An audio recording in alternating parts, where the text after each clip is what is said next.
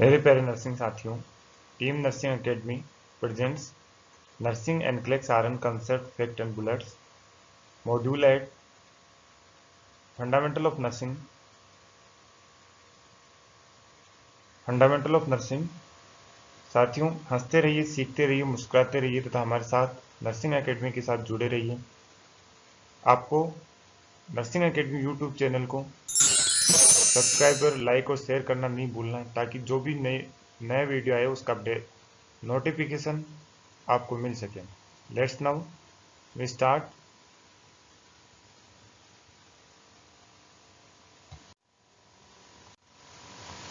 1. After turning a patient, the nurse should document the position used, the time that the patient was turned, and the finding of skin assessment. किसी भी patient को हम turn कर रहे हैं, उसकी position change कर रहे हैं, तो हमें क्या क्या डॉक्यूमेंट करना है, कौन सी पोजीशन यूज करी है, उस पोजीशन में पेशेंट कितने टाइम तक रहा है, और उसकी स्किन असेसमेंट की क्या फाइंडिंग्स हैं। क्या क्या चेक करना है, क्या क्या नोट करना होता है, पोजीशन, टाइम और skin assessment. Next one, PERLA is an abbreviation for normal pupil assessment.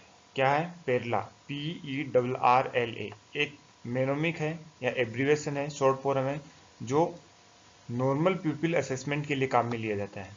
उसका फुल फॉर्म क्या है? PE प्यूपिल इक्वल, प्यूपिल्स क्या है? इक्वल है। R for round.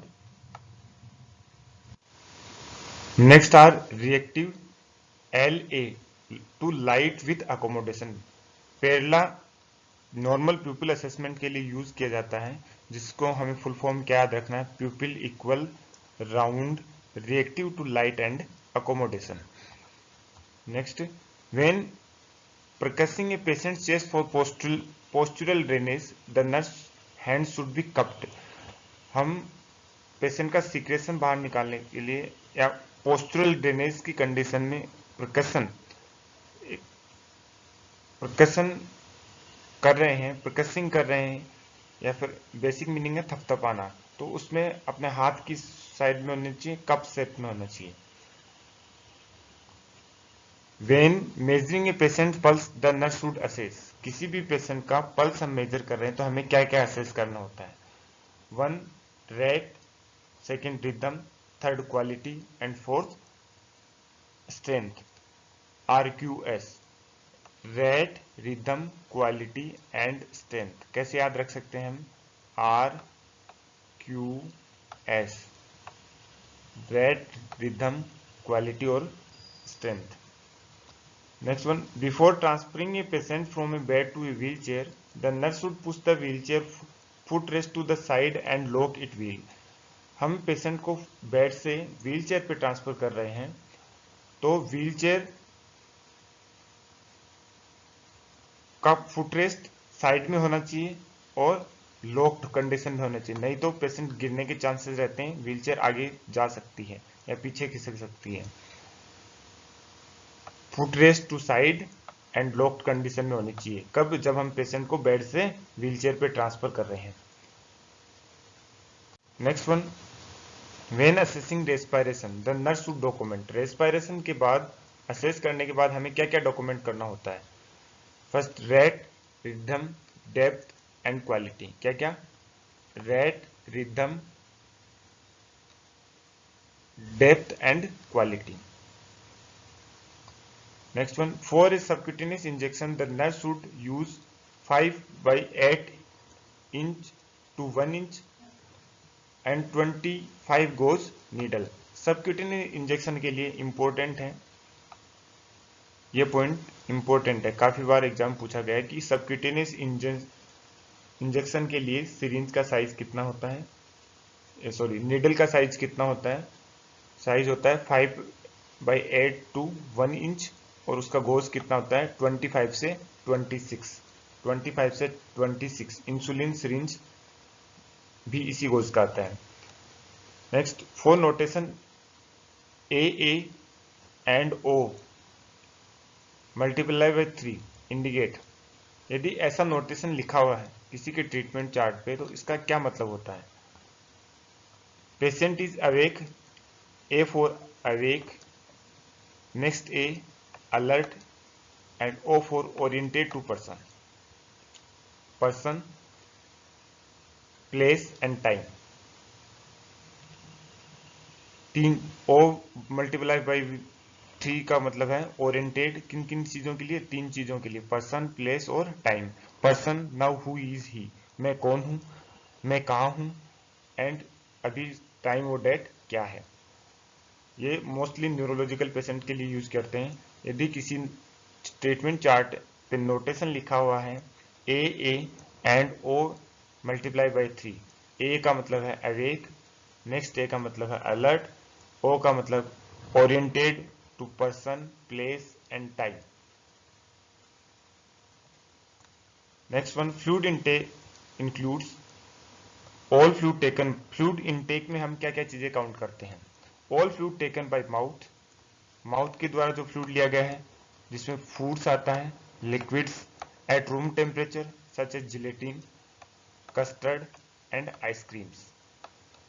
Food intake is included, mouth के द्वारा जो भोजन लिया गया है जिसमें फूड इनटेक, लिक्विड्स और रूम टेम्परेचर, और all fluids, gelatin, custard and ice creams, जो कि किस पे? रूम टेम्परेचर पे है।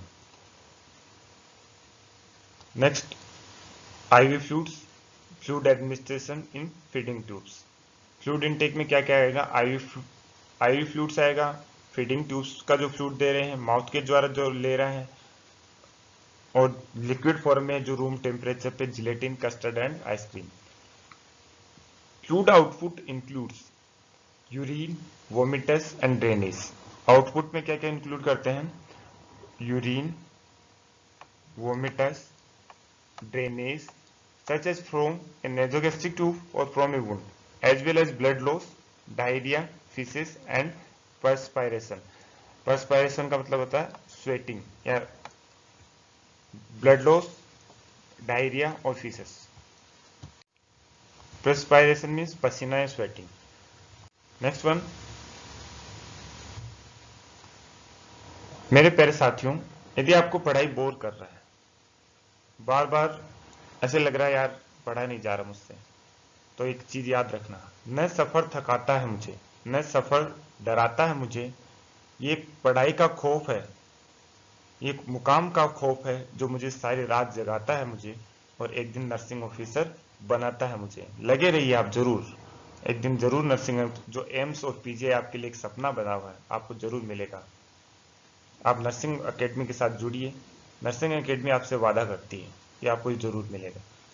Let's start continue. After administering an intradermal injection, the nurse should not massage the area because massage can irritate the site and interfere with results. यदि हम किसी patient को इंट्राडर्मल इंजेक्शन दे रहे हैं तो हमें क्या नहीं करना? उस एरिया को मसाज नहीं करना, क्योंकि मसाज करने के बाद वो साइट इरिटेट हो सकती है और उसमें जो रिजल्ट में जो एब्जॉर्वेशन होना है वो प्रॉपर नहीं हो पाएगा। When administering an intradermal injection, the nurse should hold the syringe almost flat against the patient's skin. Intradermal injection देते टाइम हमें जो syringe है वो क्या स्किन के जस्ट फ्लैट रखना है, flat against the patient skin, set about the 15 degree angle. लगभग कितना degree angle? 15 degree with the bevel up, थोड़ा सा जो उसका एरिया है ऊपर करना। करने के बाद एक क्वेश्चन यहाँ पे ये बनता है, इंट्राडर्मल इंजेक्शन में सिरिंज या नीडल कितने डिग्री पे एंगल पे रहता है? ऑप्शन राइट आंसर क्या होगा इसका? 15 degree angle. Next one, to obtain an accurate blood pressure the nurse should inflate the manometer to 20 to 30 mmHg। Accurate blood pressure लेने के लिए नर्स को इन्फ्लेट करना चाहिए manometer 2 to 30 degree mmHg about the disappearance of the radial pulse before releasing the cup pressure. Cup pressure release करने से पहले, जैसे हमें किसी के पेशेंट का लगभग हम मान रहे हैं कि 120/80 बीपी आ रहा है, तो हमें 120 से 20 to 30 में भी अबोव उसको फिल करना है। उसके बाद रेडियल पल्स के साथ प्रेशर रिलीज करना है। Next, the nurse should not count an irregular pulse for 1 full minute. Irregular pulse की काउंटिंग जैसे हम रेगुलर पल्स की 1 मिनट के लिए करते हैं, वैसे इरेगुलर पल्स की काउंटिंग भी 1 मिनट फुल 1 मिनट के लिए करते हैं। Next, a patient who is vomiting while lying down should be placed in a lateral position to prevent aspiration of vomitus. यदि एक पेशेंट है जो लेटा हुआ पोजीशन में है, यदि वोमिटिंग कर रहा है तो उसकी साइड क्या चेंज कर देंगे हम, कौन सी पोजीशन में चेंज करेंगे, लेटरल पोजीशन। क्यों? क्योंकि जो उसका वोमिटस है वो एस्पिरेट नहीं कर पाए। नेक्स्ट है prophylaxis is disease prevention. Prophylaxis क्या है? डिजीज से होने से पहले ट्रीटमेंट लेना इज अ प्रोफाइलेक्टिक ट्रीटमेंट। जो क्या काम करेगा, डिजीज को प्रिवेंट करेगा, होने से पहले ही ट्रीटमेंट रोकेगा। जैसे कोविड से बचने के लिए हम इम्यूनिटी बूस्टर लेते हैं, it act as a prophylactic. Body alignment is achieved when body part are in a proper relation to their natural position. Body alignment या बॉडी का बैलेंस, अलाइनमेंट टायरों में जैसे अलाइनमेंट डलता है वैसे बॉडी का भी अलाइनमेंट होता है। कैसे हम प्रॉपर अलाइनमेंट में रहेंगे? यदि गाड़ी का टायर बराबर है तो गाड़ी टायर्स अलाइनमेंट में है, गाड़ी अलाइनमेंट में, वैसे ही ह्यूमन बीइंग का नेचुरल पोजीशन के लिए प्रॉपर पार्ट्स रिलेशन में होना है। Trust is the foundation of nursing patient relationship. Nurse patient relationship का मेन बेसिक पार्ट कौन सा है? मोस्ट कॉमन बेसिक पार्ट है, कौन सा पार्ट है? ट्रस्ट, विश्वास। विश्वास से ही रिश्ते बनते हैं। कैसे याद रखना है? विश्वास से ही रिश्ते बनते हैं। नर्स पेशेंट रिलेशनशिप का मोस्ट फाउंडेशन पार्ट ट्रस्ट है, विश्वास से ही रिश्ते बनते हैं। Next one, blood pressure is the force exerted by the circulating volume of blood on the arterial wall. बहुत बेसिक कंसेप्ट है। ब्लड प्रेशर क्या है? ब्लड प्रेशर आर्टेरियल वॉल पे जो आर्टरी के अंदर ब्लड वॉल्यूम सर्कुलेट हो रहा है उसके द्वारा लगाया गया प्रेशर ही ब्लड प्रेशर है। Blood pressure is the force exerted by the circulative volume of blood in the arterial wall. Arterial wall के जैसे फॉर एग्जांपल ऐसे समझते हैं इसको, ये आर्टरी है, इसमें ब्लड सर्कुलेट हो रहा है, ये जो इसके वॉल पे जो प्रेशर लगाएगा वही क्या है? ब्लड प्रेशर है। Next one, mall practice is a professional wrongful conduct, improper discharge of duties or failure to meet standard of care that cause harm to another। Mall practice क्या है? माल practice जो nursing की basic practice है उसमें माल आना या virus आना, that is mall practice, मतलब चेंज होना नॉर्मल। इज एक प्रोफेशनली रॉन्गफुल कंडक्ट है, गलत कार्य है। इम्प्रॉपर जो ड्यूटीज हमें असाइंड होती है नर्स को वो प्रॉपर नहीं है, जो उसका स्टैंडर्ड ऑफ केयर नहीं है। जैसे किसी की केयर करनी है, हमने ग्लव्स प्रॉपर नहीं पहना या प्रॉपर हैंड वॉशिंग नहीं करी, this is come under the mall practice, जिससे किसी पेशेंट या किसी दूसरे को नुकसान हो जाए। Next one, as a general rule nurse can't refuse a patient care assignment. एक बेसिक रूल के अकॉर्डिंग नर्स किसी भी पेशेंट के असाइनमेंट को मना नहीं कर सकती। It most states they may refuse to participate in abortion। abortion exception है, कुछ स्टेट के अंदर अबॉर्शन करवाने के लिए मना करते हैं, ये डिपेंड करता है, स्टेट टू स्टेट वेरी करता है। एक्सेप्शन अबॉर्शन के लिए मना कर सकती है बट मैक्सिमम असाइनमेंट के लिए रिफ्यूज नहीं कर सकते। Next one, a nurse can be found negligence if a patient is injured. Negligence की कंडीशन कौन कौन सी आती है? ये भी एक रूल की कंडीशन है। टोल्ड पेशेंट इज इंजर्ड, जैसे किसी व्हीलचेयर से गिर के इंजर्ड हो गया, this one is the negligence. Because the nurse fail to perform a duty that is reasonable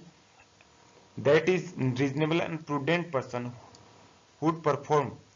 क्योंकि नर्स इसमें जो उसका केयर करने का काम था या व्हीलचेयर पे उसका प्रॉपर पोजिशनिंग का काम था, उससे वो क्या हो गई है, उसके जो ड्यूटी फेल हो गई है। Because the nurse performed an act that is reasonable and prudent person would not be perform.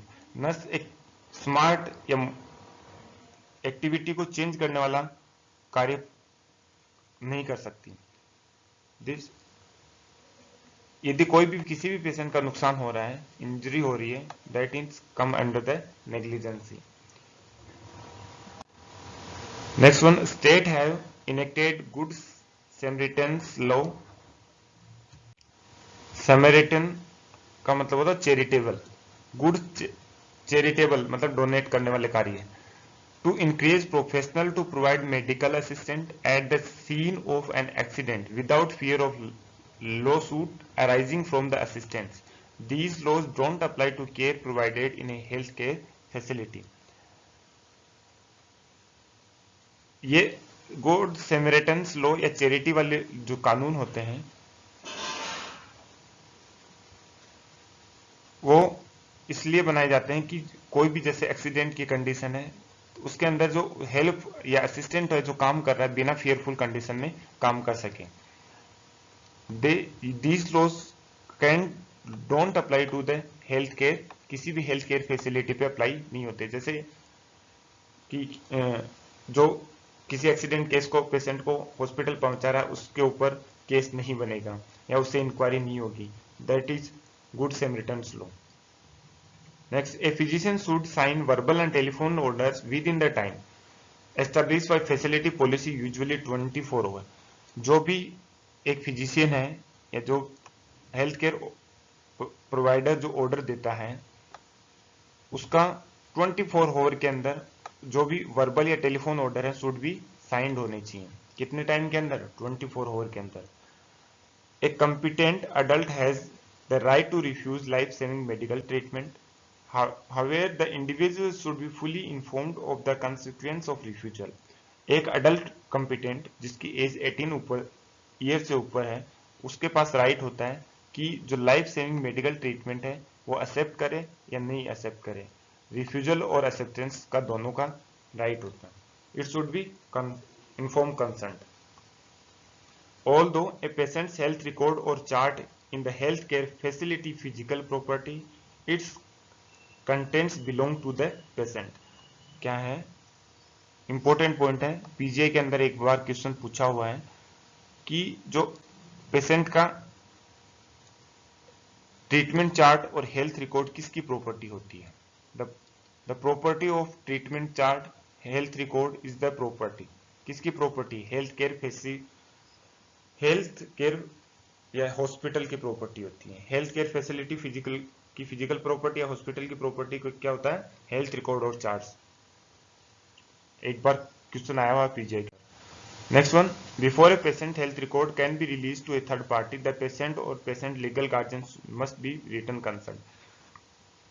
जो पेशेंट का हेल्थ रिकॉर्ड है वो किसी थर्ड पार्टी को देने से पहले रिटन कंसर्ट लेना जरूरी है। जैसे किसी को एमआरआई हम दे रहे हैं, किसी पेशेंट का अटेंडेंट या उसका थर्ड पार्टी है तो उससे हमें रिटन कंसर्ट लेना है कि हमने उसको ये रिपोर्ट दिया है। Next one, under the control substances act every dose of control drug that dispensed by the pharmacy must be accounted for whether the dose was administered to a patient और discarded accidentally. Control substances act के अंदर क्या होता है, जैसे कुछ medicine जैसे morphine, for example morphine होता है तो उसके इस रूल के अकॉर्डिंग जितने भी कंट्रोल्स ड्रग आती हैं, मोर्फिन है, डाइजेपाम है, उसके लिए हमें क्या है, जिस पेशेंट को दे रहा है उसका रिकॉर्ड मेंटेन करना है या उसको डिस्कार्ड करना है तो भी रिकॉर्ड मेंटेन करना है। मैंने लास्ट के वीडियो, आप हमारे पुराने साथी जुड़े हुए हैं उन्होंने देखा होगा तो एक क्वेश्चन कमेंट को आंसर कमेंट बॉक्स में करके बताना है कि मॉर्फिन ड्रग एडमिनिस्टर कर रहे हैं या उसको डिस्कार्ड कर रहे हैं तो कितने नर्सेस का सिग्नेचर या विटनेस का जरूरी होता है। क्या क्वेश्चन है? क्वेश्चन ये है कि मॉर्फिन को यदि हम डिस्कार्ड कर रहे हैं तो उसके लिए कितने नर्सेस का विटनेस जरूरी है या कितने कैंडिडेट का विटनेस जरूरी होता है। कमेंट बॉक्स में लिख के बताएं। Next one, a nurse can't perform duties that violate a rule or regulation established by state licensing board even if they are authorized by healthcare facility or physician। Nurse जो उसकी duties है उसको violet नहीं कर सकती या जो rule और रेगुलेशन बने हुए हैं उसके जैसे हेल्थ अथॉरिटीज ने बनाए हुए हैं उसको वोलेट नहीं कर सकती। It should be obey all these rules. Next one, to minimise interruptions during a patient interview the nurse should select a private room, preferably one with a door that should be closed। किसी भी patient का interview या उसका health assessment data collection करना तो उसमें interruption व्यवधान रोकने के लिए, इंटरप्शन है डिस्टर्बेंस रोकने के लिए क्या करना है, एक प्राइवेट रूम सिलेक्ट करना है और उसके डोर शुड बी क्लोज्ड, उसके दरवाजे बंद होने चाहिए। Next one, in categorising nursing diagnosis the nurse address life threatening problem first. किसी भी क्लाइंट का नर्सिंग डायग्नोसिस बनाना है तो सबसे पहले हमें कौन सा डायग्नोस फॉलो करना है, लाइफ थ्रेटनिंग प्रॉब्लम फर्स्ट। मतलब that means should be follow the मेनोमिक ABC। Exception है इसमें सीपीआर में हम फॉलो करते हैं CAB। Nursing diagnosis airway breathing and circulation, ABC जो कंसेप्ट बताया उसका फुल फॉर्म क्या है, एयरवे ब्रीथिंग एंड सर्कुलेशन। यदि कोई भी क्वेश्चन आता है उसके अंदर लाइफ थ्रेटनिंग कंडीशन को हम फर्स्ट फाइंड आउट करेंगे, उसका राइट आंसर होगा किस कंसेप्ट के आधार पे, ABC के आधार पे। यदि CPR का क्वेश्चन होता है उसमें CPR मेंशन है